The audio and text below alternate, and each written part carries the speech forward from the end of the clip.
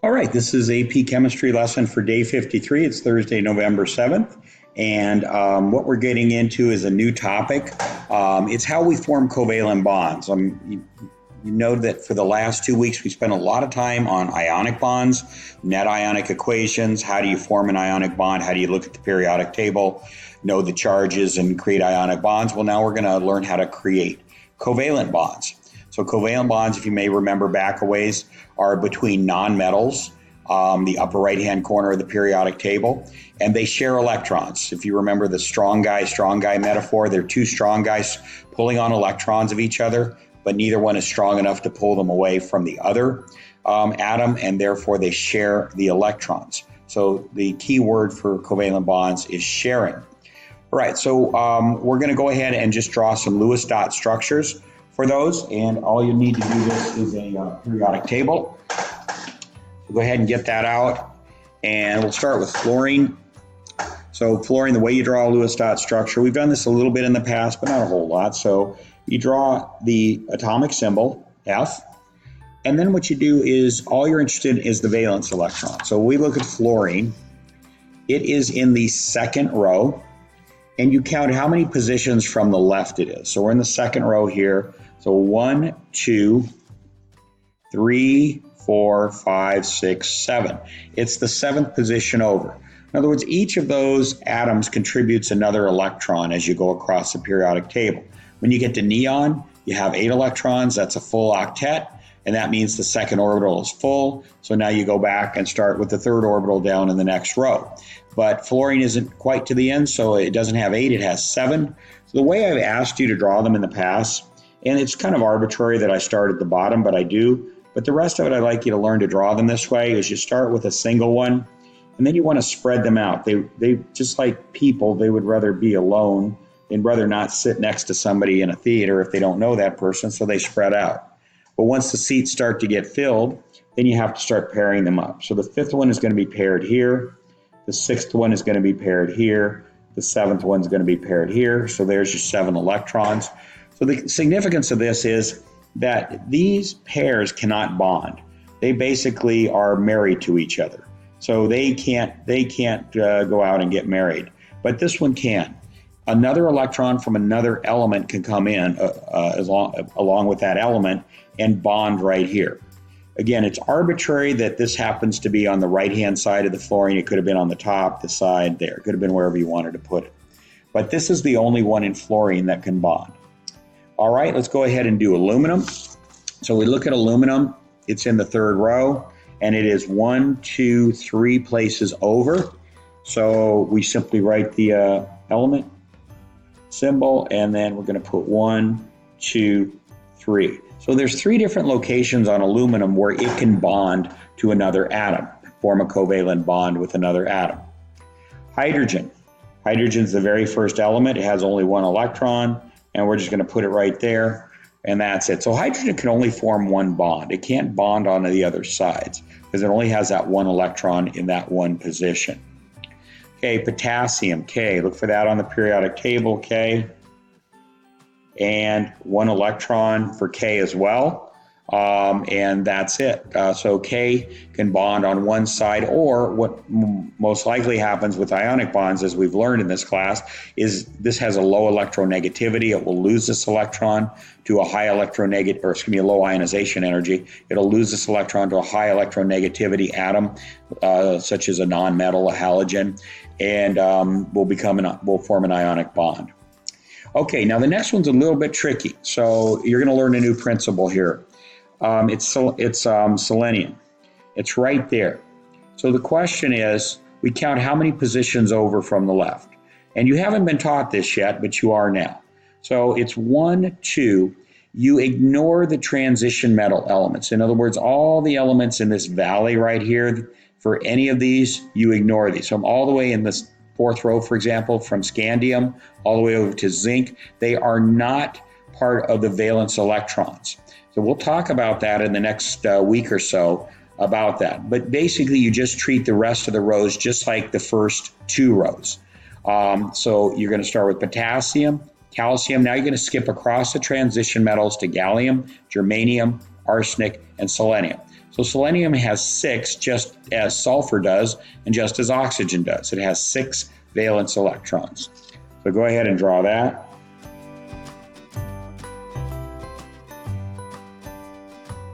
Five and 6. And there you go. So you have 2 pairs that cannot bond, and then you have 2 that are unpaired that can bond with another atom. Okay, we move on to iodine. And similarly, iodine is way down in the 5th row, but you don't count all the transition metals in that row to get over here to iodine. So you're just going to start over here with rubidium, strontium, and then you're going to skip over to indium, tin, antimony, and tellurium, and then finally to iodine. So it's in the halogen group, next to last. It's in the halogen group, next to last column. So there's going to be 7 valence electrons for that. And I'm not going around the way I did. I should, just so you get in the habit of doing that. But anyway, it's going to have 7 valence electrons. Okay, now we're going to do some ions here. So magnesium. So if we look at magnesium, normally it would have 2 electrons in its valence orbital. But this is a cation of magnesium. It's lost those 2 electrons in its 3rd orbital. It has 3 orbitals, and it has 2 valence electrons in that 3rd orbital, but it's lost 2 of them. That's what the +2 charge means. It's lost 2 electrons. So that means it now has only a 2nd orbital, and that's a completely full orbital. And it's going to have the same electron configuration as neon.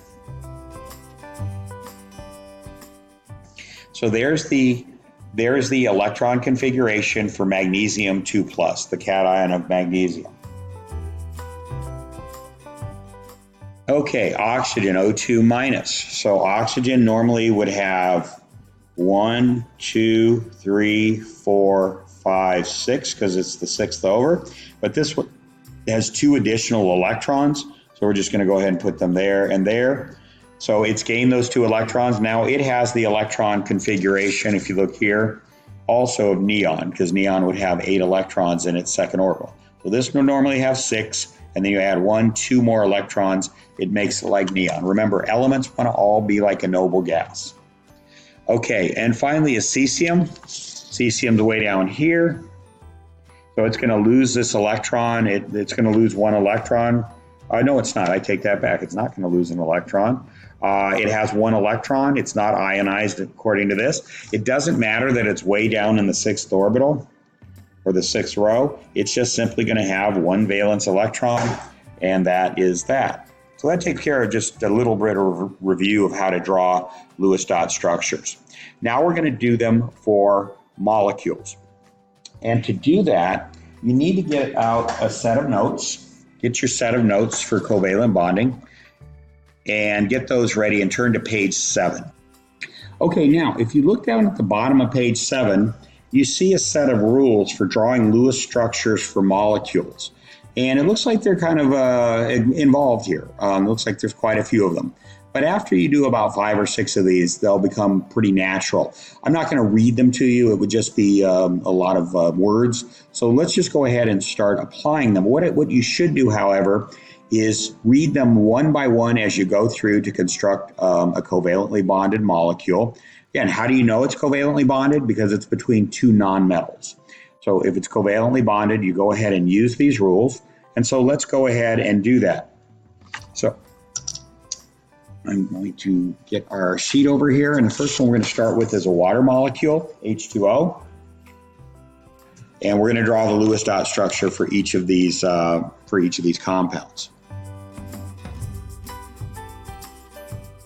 All right, so the first rule says, I'm going to place them in front as we go down, is determine the total number of valence electrons of all of the atoms that are in this molecule. So let's start with hydrogen. Hydrogen, there's 2 hydrogens in this molecule right here. So it's 2 times, and each hydrogen has 1 electron, 1 valence electron. So it's going to be 2 times 1. There's 2 valence electrons coming from hydrogen. And from oxygen, there's one oxygen atom. And it has, again, go to your periodic table and just count how far to the left it is, or how far to the right from the left. 1, 2, 3, 4, 5, 6. It has 6 valence electrons. So it's 1 times 6, and that equals 6. You add those up and you have a total of 8 valence electrons. What that means is when you draw your water molecule, a valence electron, of course, is represented by a dot. You've got to have 8 dots on that piece of paper. All right, so the question is, how do we know how to place these? So let's continue on. So rule 2 says draw the structure.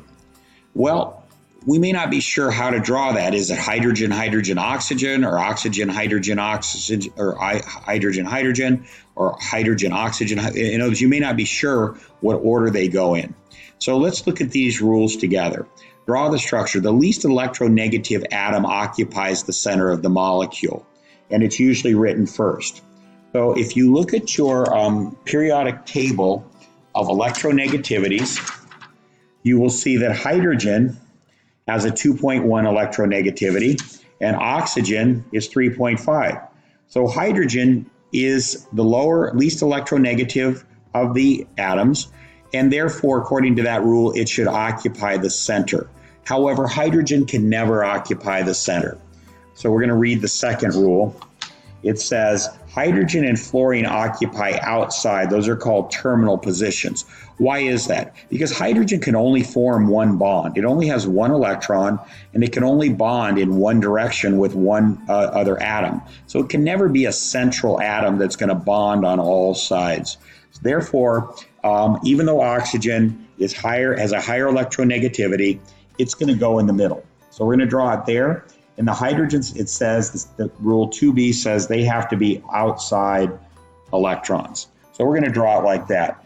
Now, water is actually a bent molecule. We're not going to worry about that now. We'll get into that in the next couple of weeks as to how you determine the geometry of molecules. So here we go. Let's keep going with the rules. Rule 2c says, connect the outside atoms with the central atom using single bonds. So that's easy enough. So what happens here is oxygen contributes an electron. It has an unpaired electron. Again, let's draw the Lewis dot structure for oxygen.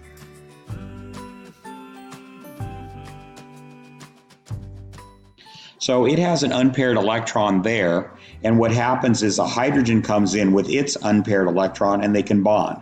So oxygen contributes this electron, hydrogen contributes a second electron, and they form a bond right there.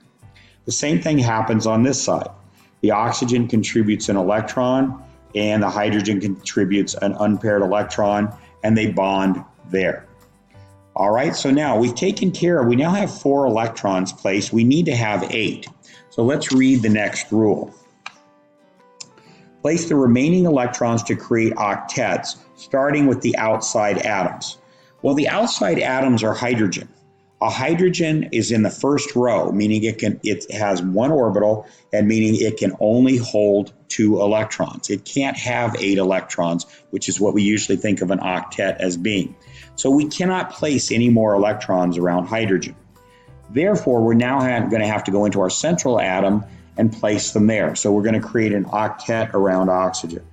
So we're going to put an electron there, electron there, electron there, electron there. Okay.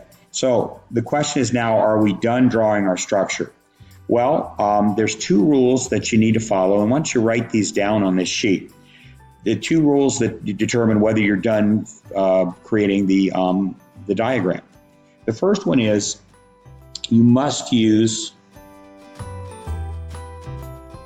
all of your valence electrons.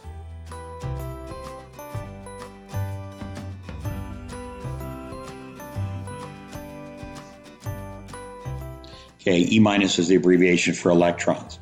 The second thing is, except for some exceptions, which we'll come across, and I'll show you those, you must create octets with all atoms.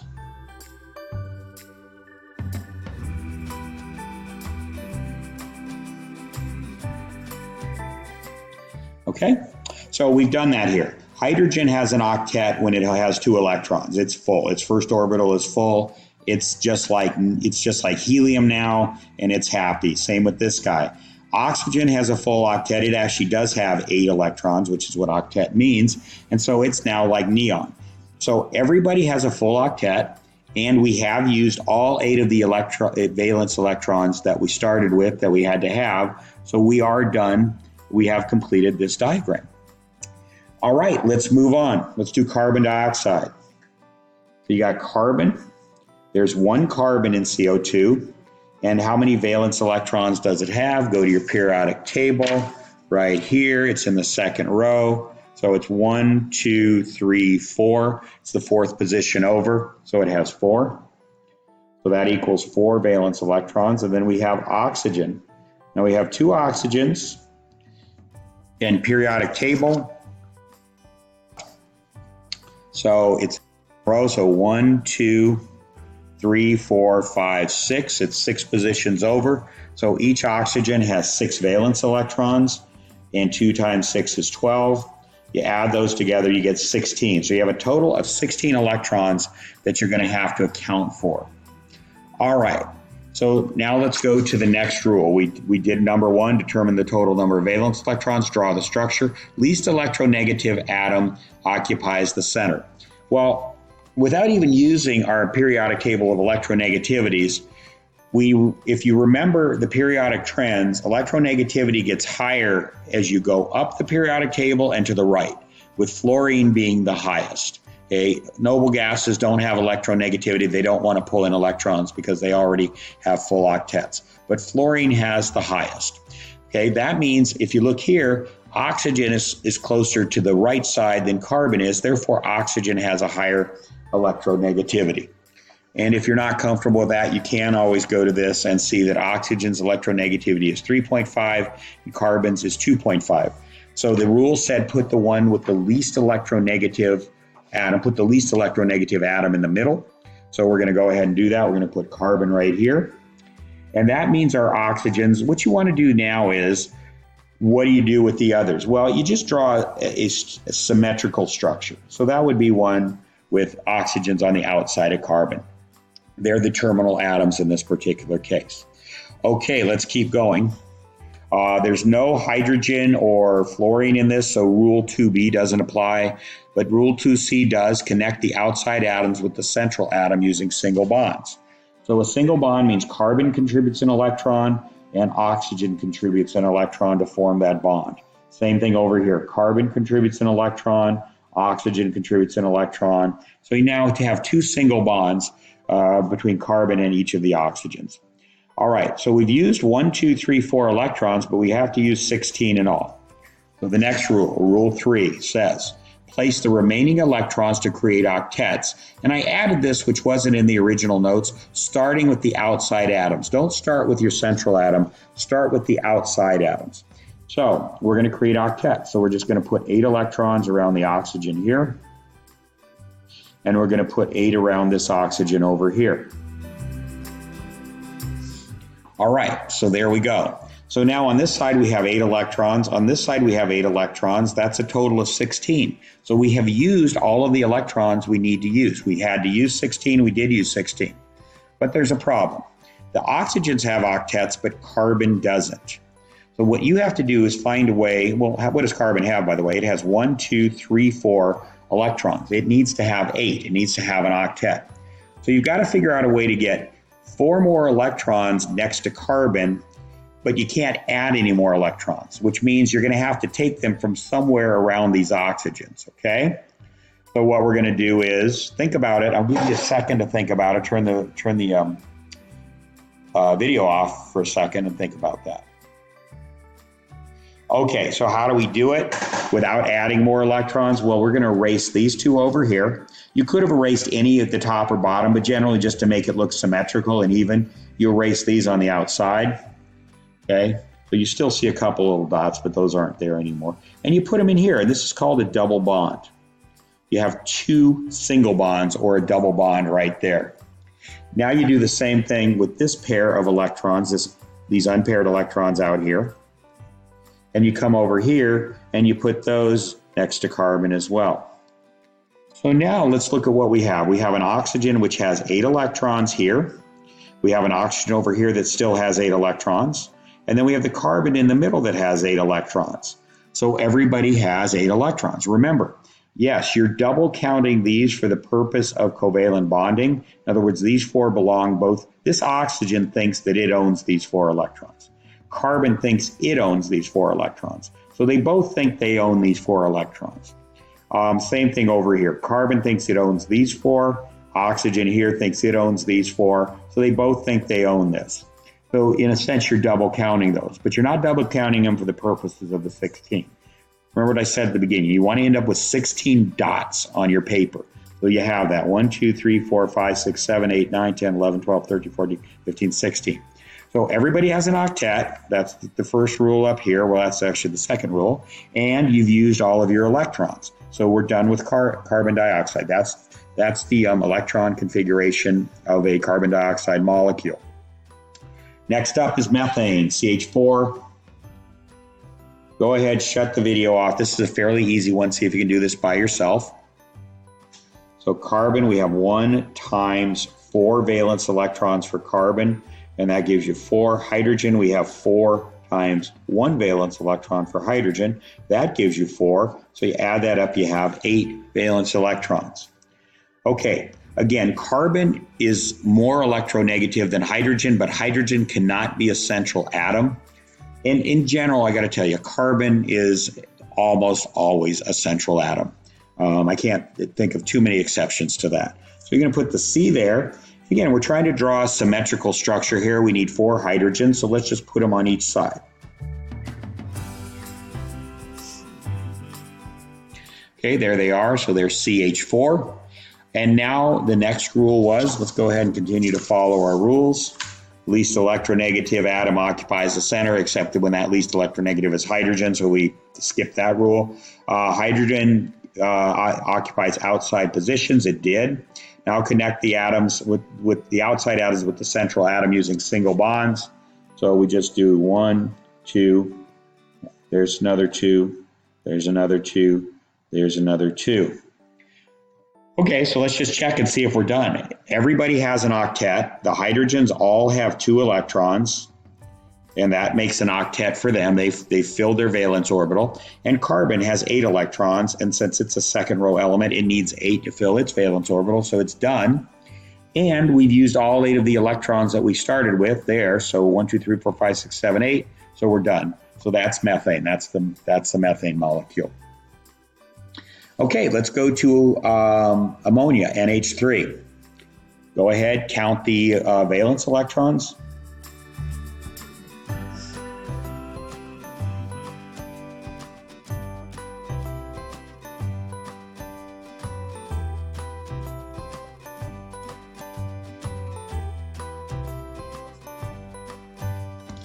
Okay, again, nitrogen has to be in the middle because hydrogen cannot. You only have 3 hydrogens, so you're not going to be able to put them on all sides, but go ahead and do pretty much what you did for methane up there. Place them like that. Okay.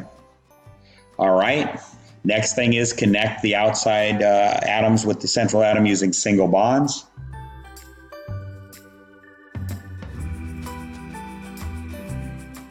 There you go. Next rule says place the remaining electrons to create octets, starting with the outside atoms. Well, the outside atoms, again, being hydrogen, cannot take any more than 2 electrons, so they are full. So that means then you go to the central atom and you create an octet there. It has 6, so 2 more would create an octet. And let's see if we've met our requirement. Nitrogen has an octet. All the hydrogens have octets. They've all have full valence orbitals. And we've used 1, 2, 3, 4, 5, 6, 7, 8, which is what we needed. So we're done. That's what an ammonia molecule looks like. Okay, let's go to NO2.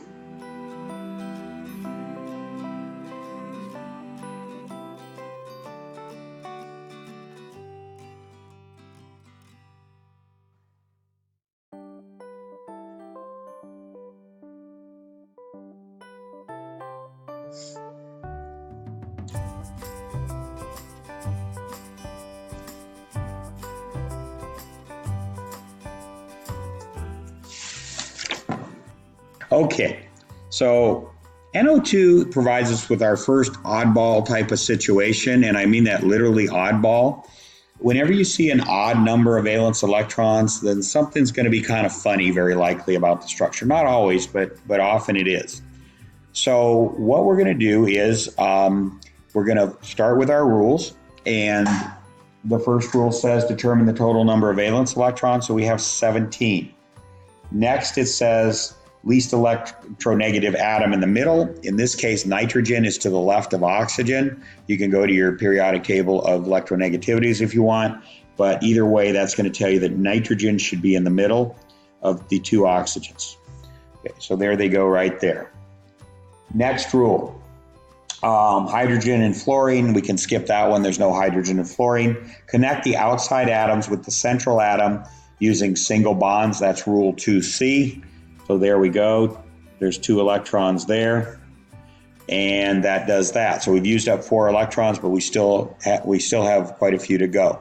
So now what we're going to do is create octets around the outside atoms. That would be the oxygens.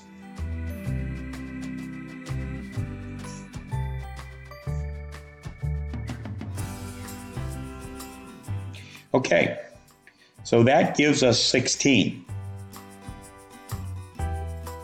So now what can we do? Well, we need to try to get nitrogen to have an octet, 8 electrons. So what we can do is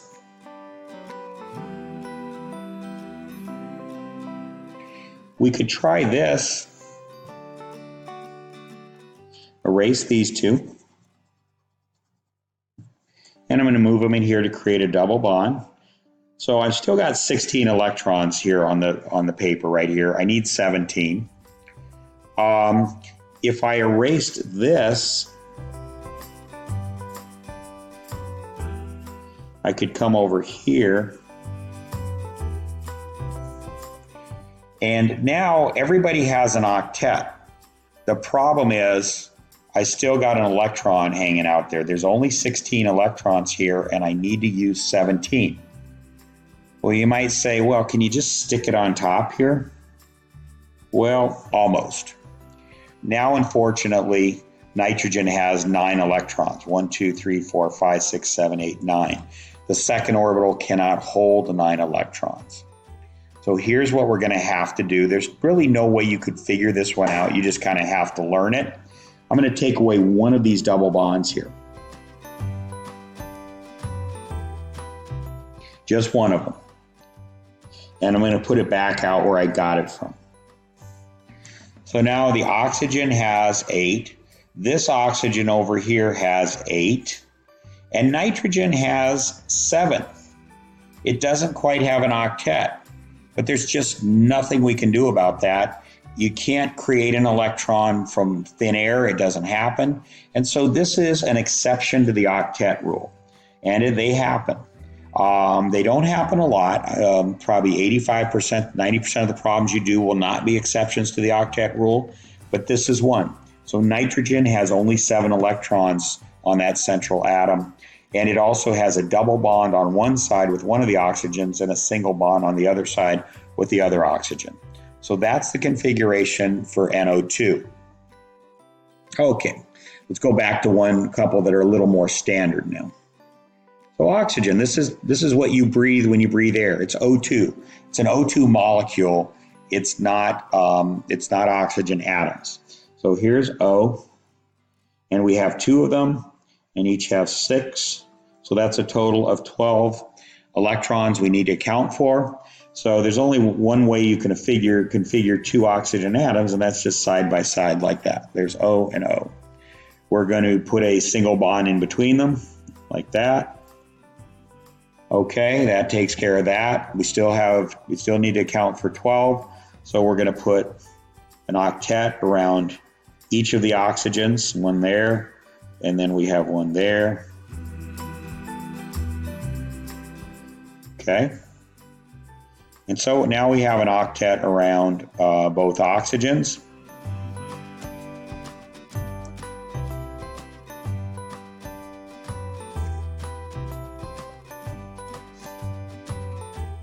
Okay, so after creating those octets, we have 1, 2, 3, 4, 5, 6, 7, 8, 9, 10, 11, 12, 13, 14.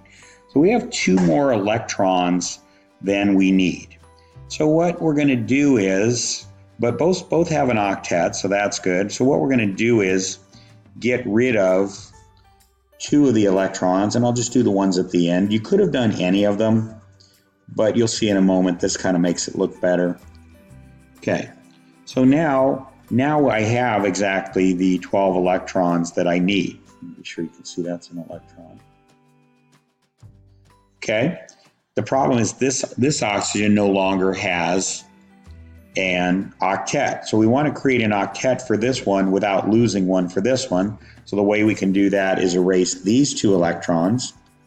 It didn't matter which side you did this on. You could have reversed the sides and done it the other way around. It works. And put them there. So now we have an oxygen molecule. It has a double bond, 1, 2, 3, 4, a total of 12 electrons if you count all the dots on the page. And both of the oxygens have octets. Again, these 4 count for this oxygen. They also count for this oxygen. And so that's the structure of an oxygen molecule. It's a double bonded molecule. Okay, H2O2, you know that as hydrogen peroxide. And it's what we used in our elephant toothpaste project a little while back. So again, we have hydrogens, we have oxygens. We know that hydrogens can't go in the middle. So let's first of all count our electrons. So we have 2 hydrogens times 1 equals 2. And we have, for oxygen, we have 2 oxygens times 6 equals 12. So we have a total of 14 electrons. All right, so we're going to go ahead and we're going to put the oxygens in the middle like that, and the hydrogens on the outside. The hydrogens can't be in the middle. That means they can't be. I could not have put HOHO. I couldn't have put one of the hydrogens in between. That won't work. It can't bond on both sides. It can only bond on one side, so it has to be on the outside like that. All right, next rule. So just follow your rules. I'm not going to put them on the screen. And you're going to go ahead and create single bonds between everything. It says between the outside and the central, but you do it even between the 2 central oxygens as well. So we've used 6 of the electrons right there. Now you've got to create octets. Well, hydrogen already has an octet here and there. You can't add any more than 2 electrons to hydrogen. So let's go ahead and do it around the 2 central atoms.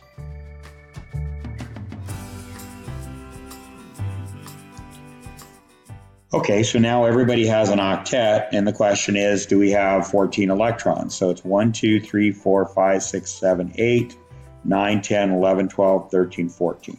So 14 electrons, everyone has an octet, so you're done with that. That's the structure for hydrogen peroxide. Okay, so now we're going to do a configuration of ethylene, C2H6. Again, hydrogens can't be in the center, or the carbons are going to have to be in the center. Let's count our atoms here. So we have 2 carbons times, each one has 4 valence electrons, that's 8. And for hydrogen, we have 6 of those. Each one has a single electron, that's 6. And we end up with 14 total valence electrons there. Okay, so the C's are going to have to be in the middle, just as the O's were in the last one. How can we draw this symmetrically? Well, it's pretty common. You put an H here, an H here, an H here. Carbon can bond on all 4 sides. So C2H6 gives you that. Next up, we put single bonds between everything. So 1, 2, 3, 4, 5, 6, 7, 8, 9, 10, 11, 12, 13, 14. So everybody has an octet. The hydrogens all have 2 electrons. That's an octet. The carbon has 8 right there, and this carbon has 8 right there, sharing these 2. So everybody has an octet. We've used 14 electrons, and that takes care of that. I said that was ethylene. That was actually ethane. The next one is ethylene. Okay, so let's draw that one. This one's going to be a little different. So So then we got carbon. We have 2 of those times 6, and that's going to be 12. Hydrogen, we have 4 of those this time, times 1, that's 4. So now you're going to have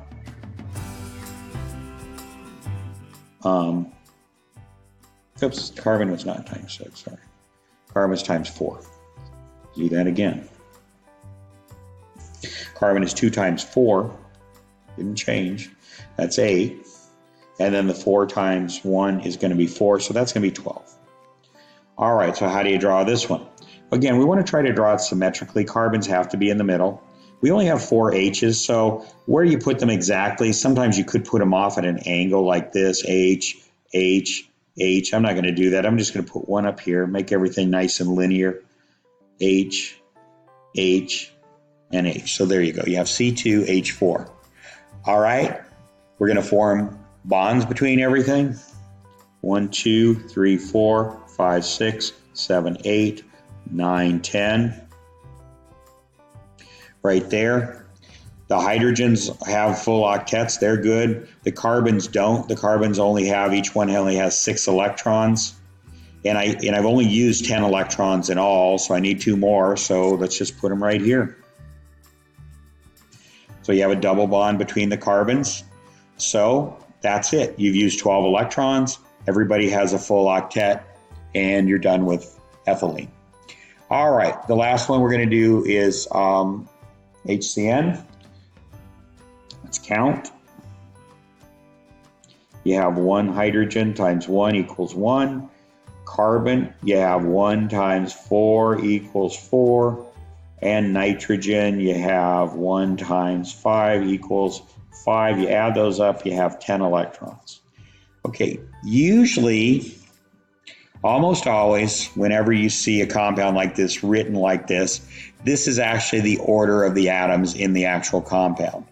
And carbon is the least electronegative between carbon and nitrogen. Remember, hydrogen can't be a central atom, so you're going to put the carbon in the center. So it's going to look just like you see it there, HCN. All right. Next thing we do is we form single bonds. So we've used 4 electrons doing that. Next thing we do is form octets around the outer electrons. Well, hydrogen's already full. It's got 2 electrons. It can't take any more, but we can put 8 around nitrogen. Okay, so we have 1, 2, 3, 4, 5, 6, 7, 8, and 2 over here. Unfortunately, though, carbon doesn't have an octet. It only has 4, and it needs to have 8. So we have to get 4 more electrons next to carbon in order to give it an octet, but we can't add anymore. So what we're simply going to do is we're going to take off these 2 and these 2.